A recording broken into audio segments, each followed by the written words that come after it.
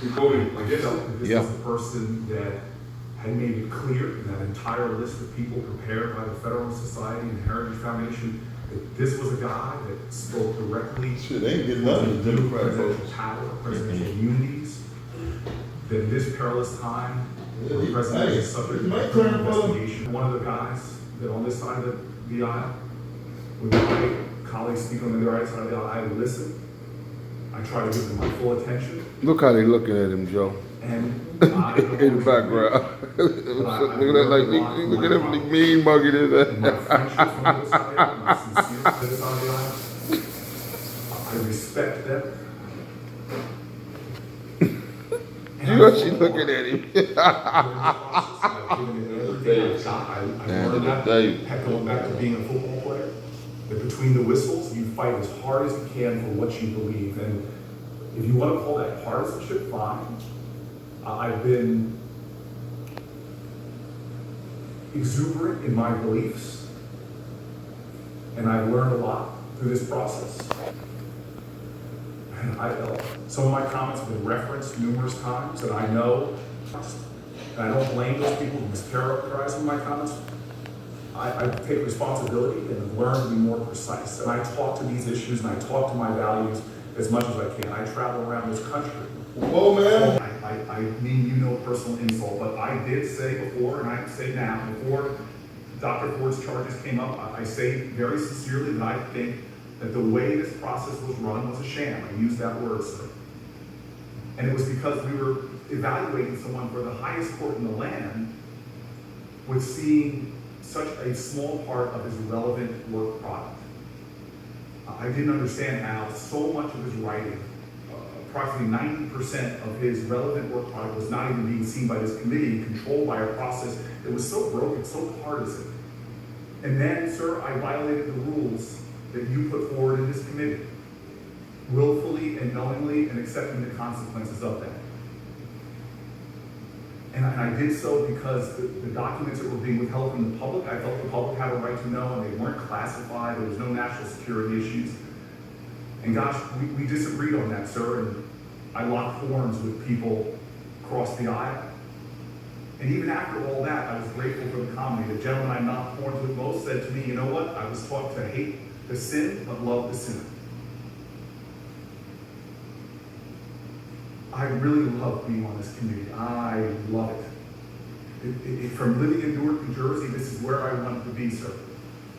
I wanted to be on a committee that dealt with issues of justice in this country, because I feel that when we swear an oath to liberty and justice for all, I don't think we're there yet as a country.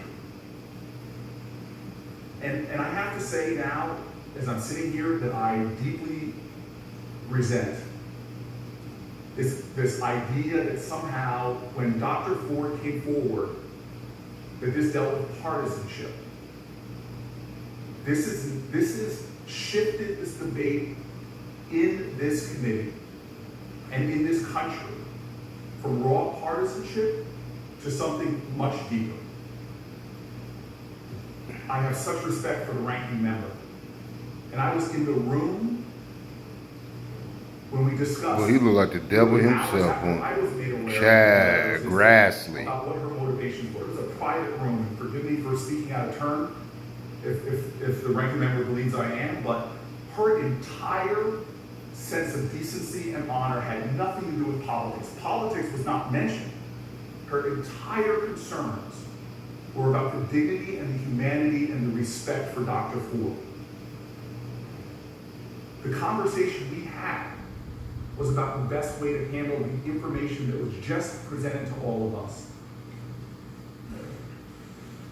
I've now been in numerous caucus meetings where politics has not been discussed, where what has been done was some of the most eloquent speeches I heard in our caucus meetings from my colleagues about issues of sexual assault, issues of rape. I heard colleagues read letters that had been written not by a Democrat or Republicans, but by Americans who are concerned about this issue.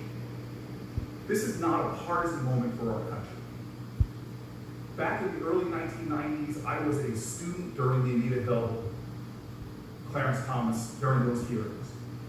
And I think there's people on both sides of the aisle that agree that that was dealt with wrong. The process then did not merit the dignity and decency of the folks involved or of the issue of sexual harassment.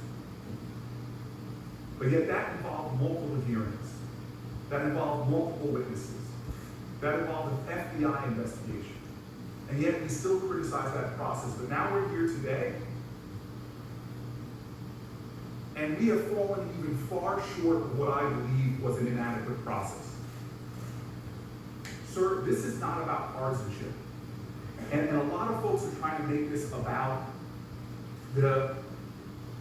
whether she was flying to California or not, whether the letter was authorized or released or not, whether the process served her or not. That seems to be stripping away the heroism of Ms. Ford, of Dr. Ford, to come before this committee willingly, even under circumstances that she said herself were not her wishes. She asked for an FBI investigation.